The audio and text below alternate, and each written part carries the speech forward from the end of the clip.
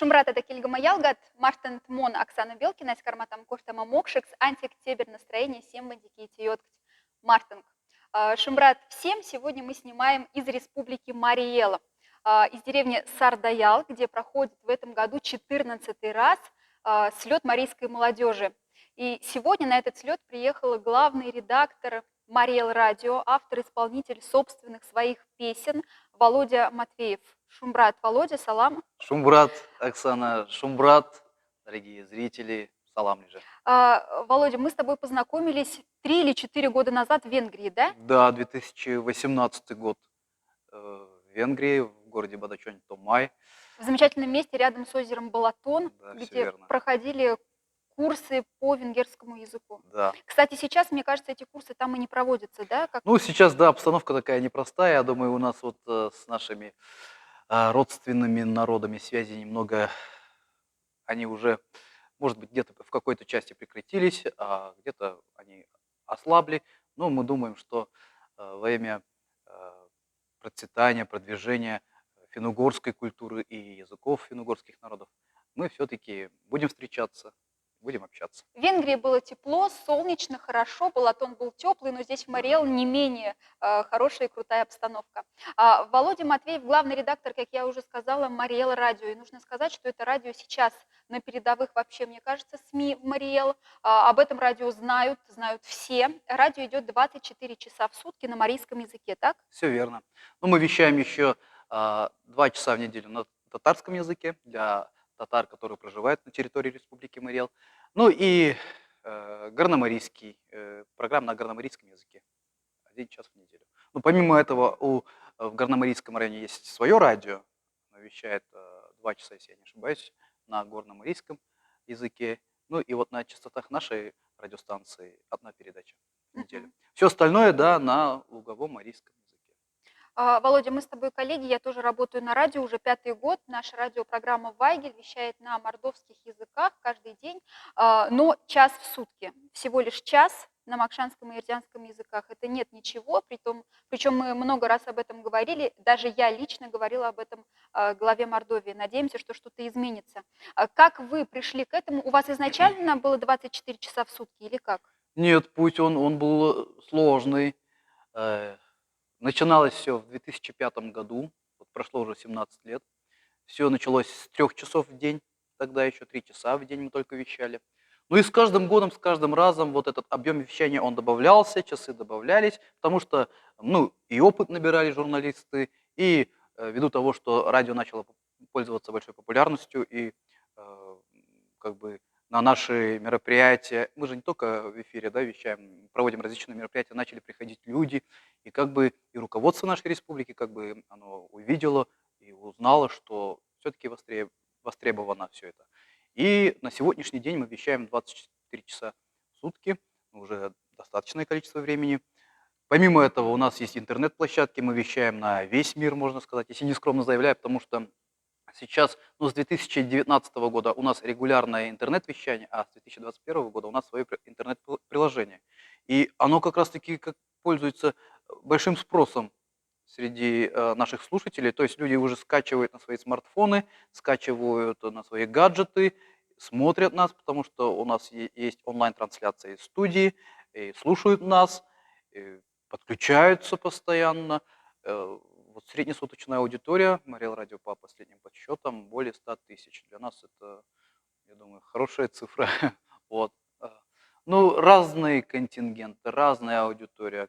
У нас есть передачи и для малышей, и для детей, и для молодежи, и для людей среднего возраста, и для пожилых. В общем, стараемся охватить всю аудиторию наших слушателей.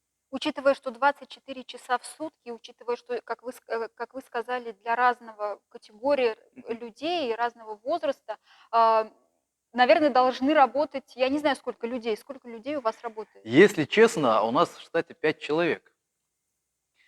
Из 5 в эфире работаем 4. Не считая звукорежиссеров. Да, звукорежиссер, звукооформитель, 2 штата у нас.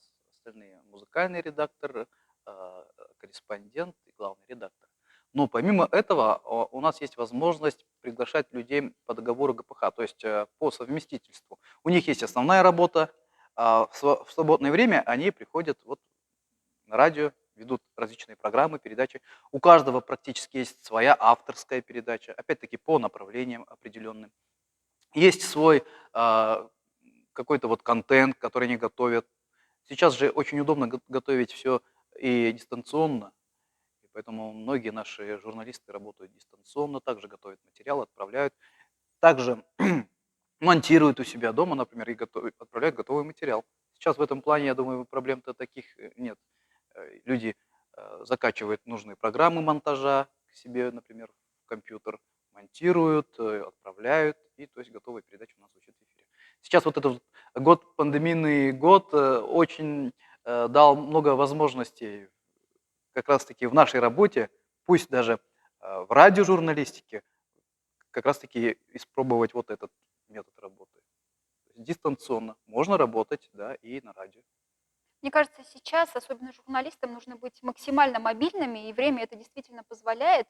И говоря вот об именно о площадках, где вы вещаете, я лично сама несколько раз открывала ваш YouTube-канал, где идет онлайн-вещание того, что происходит в студии. Ты видишь людей, видишь, как они говорят, как они улыбаются в микрофон, и видишь центральную площадь Республики Мария, города Йошкар-Ола, да? Да-да-да, да. Вот чья это задумка, что именно параллельно показывать то, что происходит на центральной Да, площади? но это только начало, я думаю, да, это своего рода, возможно, победа в чем-то, да, наше достижение какое-то, но задумок-то еще очень много, больше их гораздо. Да, технические возможности не всегда позволяют, но мы этому рады. Вот. Главный наш технический мозг – это Михаил Пирогов. Конечно, огромная благодарность ему. Он как раз-таки разрабатывает все эти приложения, все эти вещания, онлайн-трансляции. Он просто мозг, вот этот вот технический мозг всего этого. И поэтому мы вот сейчас доступны, даже как он сам прикалывается, вас могут даже видеть там в космосе, если там кто-то есть. Вот. Да, у нас есть стационарные камеры на фасадах нашего здания. Как раз таки мы находимся на Патриаршей площади, наша радиостанция. И он разместил камеры на фасадах, на фасаде нашего здания в разные стороны, разный ракурс. И как бы идет фоном, так скажем, вот эта вот заставка. Ну, интересно людям наблюдать погоду в Ешкарале и просто видом города любоваться. А вот в определенные моменты мы, конечно, переключаемся на профессиональные камеры, когда нужно транслировать какое-то мероприятие, например. Вот. Но Мэтр, телерадиокомпания Мэтр, в которой как бы я работаю, радиоканал как раз входит в этот холдинг Мэтр. Мэтр проводит очень много таких онлайн-трансляций, очень успешные у нас были онлайн-трансляции масштабных мероприятий, ну, парадов ежегодных, да, в День Победы, прочее, даже моление, всемарийское моление в онлайн-трансляцию это проходило, это было событие. Я думаю, и в финно-угорском мире это было событие. Ну и наши мероприятия, которые мы проводим сами, это вот концерты Мариэл Радио, фестивали песни года, различные прочие такие праздничные дни, праздничные концерты также транслируют. То есть уже опыт есть, и поэтому вот что касаемо трансляции, что касаемо организации вещания эфира, да, с этим мы уже как бы справляемся. Мгм. Да, Мариэла, я сомневаюсь, что в каких-то еще финно-угорских регионах или во многих регионах есть радио национальное, марийское там, или мордовское, другое, которое вещало бы 24 часа в сутки. Но сегодня вот я вас слушала, Володя Матвеев проводил сегодня мастер-класс для марийской молодежи и говорил о Мариэл радио. Вы сказали, что есть и проблемы тоже, например, как нехватка кадров, да? Или Да, как преимущественно женский контингент да-да-да. среди ведущих. Ну, знаете, вот в последнее время, да, в культуре, в частности, да, а, есть дефицит мужского творчества. Наверное, так прозвучит, правильно будет. Да, и в литературе, и м, в журналистике не хватает мужчин. А что такое радио? Радио это ведь голос, это звук, а нас в основном слушают женщины, как ни крути, и на концертах, и на различных мероприятиях. В основном это женская аудитория. У нас зрители и слушатели, да, и они активнее подключаются. И поэтому, а женщинам же приятно слышать мужской голос, хороший голос. Поэтому вот сейчас, да, в последнее время у нас как бы нехватка мужских голосов, дикторов, мужчин, парней, да, ощущается. И важен не только голос, ведь важно еще хорошее знание марийского Да, языка, да, что литературную немаловажно. норму человек должен знать. Есть желающие, да, подходят люди, как бы э, приходят, интересуются, вроде как есть даже желание, но незнание вот литературной нормы, конечно же, не Мгм. позволяет человеку работать на радио. Частота вещания распространяется на всю Республику Мариэл. На всю республику и за пределами, то есть ближайшие регионы, некоторые могут слушать ближайшие районы. И, ну и вот в сети интернет по всему миру. Почему я вот об этом говорю всегда, да? В той же Венгрии, например, да, Бугата Тимор, Мгм.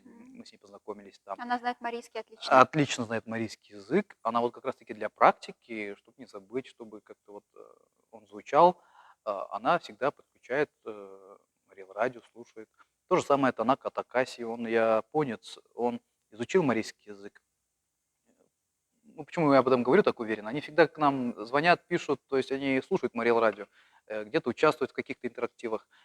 Он тоже, я, говорит, слушаю Марил радио, чтобы вот речь звучала, чтобы не забыть. Ну, много таких, Джереми Брэдли и так далее, много таких людей. Ну и те марийцы, которые уехали когда-то, либо по работе, либо воле судьбы, они оказались там в различных странах. Они подключаются, слушают нас и активно участвуют в наших эфирах. Мы им очень благодарны. Почему? Потому что те, которые живут, ну, локально, да, в нашей республике, да, многие говорят потом уже, либо звонят, либо встречаемся где-то так, и они говорят: надо же, марийцы там оказались, марийцы там живут. И мы рассказываем о них не просто вот, что там есть, кто-то живет из представителей народа Марии, а чем они занимаются. Оказывается так, что кто бы там, где бы ни жил, да, они не забывают свою речь, свой язык.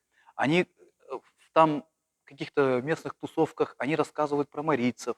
Они в марийских костюмах, в марийских нарядах рассказывают, кто такие марии, поют, танцуют, какие-то у них, например, диаспоры даже можно их назвать, да, они собираются в Италии, например, да, они же живут по всей Италии, северная, там, южная Италия и так далее, да, Сицилия. Они встречаются, они общаются. И мы когда рассказываем, что вот, представляете, вот в Италии есть такая вот у нас такое общество, и, и мы вот те, кто живет в Мариэл, надо же, если там марийцы умудряются встречаться, что-то отмечать, какие-то праздники совместные проводить, петь, плясать по-марийски, и при этом гордо носить свое имя, народа Марии, да, То и мы должны. то и мы должны. То есть это пример, я думаю.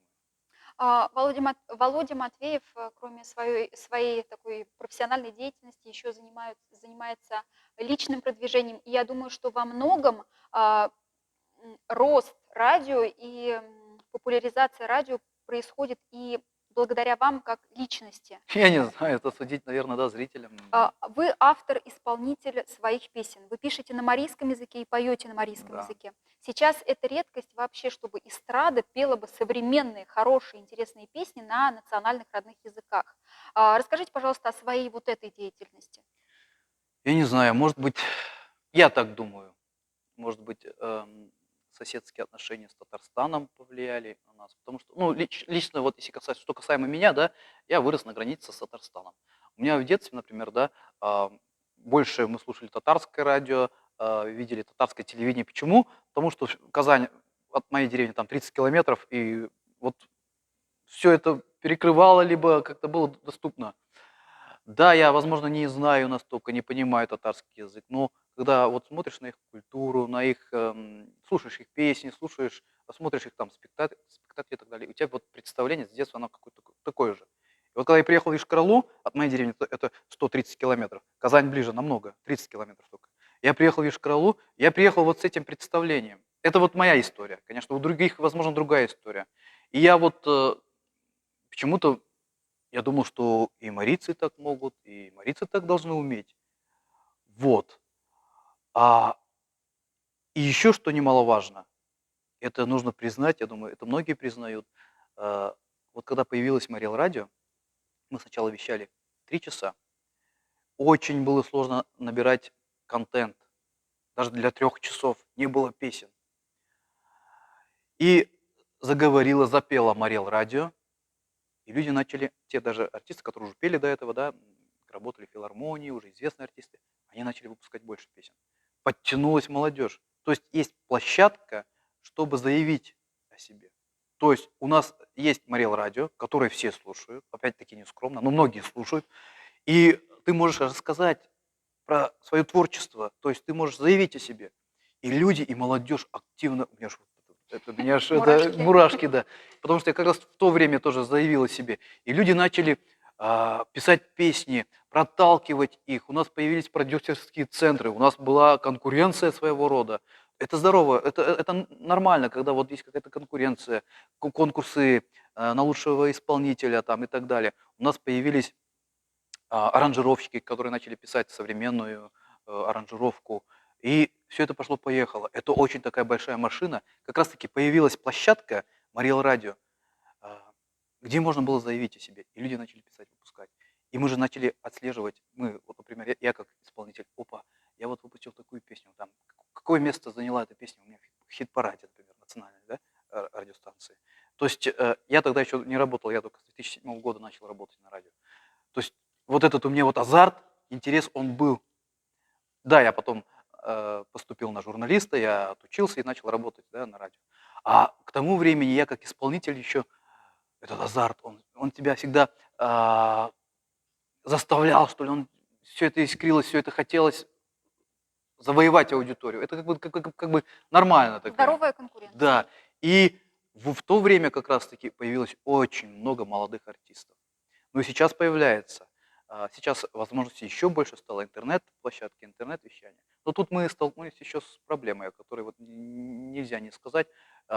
Уже интернет-пространство, оно же доступное всем, и там нет какой-то там цензуры определенной, да, что касаемо даже а, выбора песен. Уже радиослушатель, то есть слушатель в интернете, он сам выбирает, нравится ему эта песня или нет. А выкладывать могут что угодно.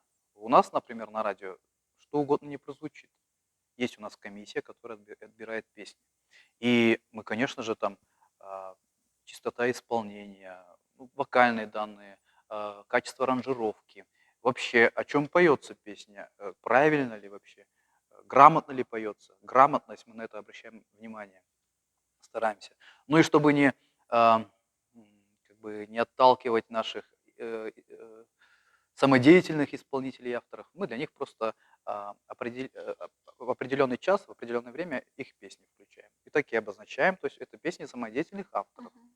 чтобы люди знали, и они сами слушали себя, и понимали, что это вот авторы самодеятельные, непрофессиональные и так далее. И люди с пониманием относятся как бы к этому. То есть мы тоже их не обижаем ни в коем случае. У нас есть час, Муртош Калтыш называется, и там звучат вот композиции. То есть да, и эта машина она начала работать, потому что мы начали проводить дискотеки. В городе в одно время проводилось там, допустим, да, 3 кафешек или ресторана, там бара работали, ночных клубов марийскими дискотеками, да, и все были заполнены. Как бы вот эта машина начала работать, и песни начали появляться. Вот сейчас в базе Марил Радио более 5000 песен. Ничего себе. Это Да, достаточно много. это много, и каждый из 2018 года, по-моему, мы начали, раньше, до 2018 года, мы, если презентовали одну марийскую песню в неделю, сейчас мы не успеваем по 2 презентовать. То есть мы презентуем по 2, но нам приносят, отправляют песни, мы что-то отслушиваем и, ну, как бы сортируем, у кого куда. У нас есть несколько рубрик, например, Мондал Тамамуру, это песни на века, можно сказать. У нас еще такая мода сейчас пошла, какие-то ретро-песни, уже известные песни мы на новый лад переделываем. Ну, то есть артисты переделывают, отправляют. Либо народные песни, стилизованные. Володя, а вы как-то помогаете молодым артистам, например, бесплатная запись в студии или как-то Да, есть такая возможность. Но у нас сама студия Мариэл Радио не предназначена для вокальной записи, только вот речь мы можем записывать там. Ну, то есть реклама, в первую очередь, это тоже очень важно для Да, исполнителя. конечно. Но в основном исполнители приносят уже готовый материал. Некоторые приходят уже, ну, приходят с текстом и с музыкой. Далее наша комиссия отсматривает, отслушивает, где-то что-то подправляет. Но в основном мы всех их направляем к профессиональным поэтам и композиторам. У нас при комиссии есть и композиторы профессиональные, и поэты, ну, союз писателей, союз композиторов, мы, конечно, с ними тесно сотрудничаем. И как бы к их председателям, либо к членам союза мы направляем наших исполнителей, либо авторов. Есть такая у нас практика, да. Спасибо большое, Володя. Я думаю, о таком масштабном и хорошем радио можно говорить очень долго, а вы подписываетесь на все каналы везде Мариэл Радио, слушайте радио на марийском языке, даже если не понимаете, это все равно интересно. Володя, большое тебе спасибо. Очень интересно видеть, что человек сам заинтересован в этом деле, горит этим делом, и поэтому и радио, я думаю, также живет. Еще большое спасибо площадке слета марийской молодежи, на которой мы сегодня. Мы передаем всем большой-большой шумбрат, салам из Республики Мариэл. Спасибо, Володя. Спасибо, Тау.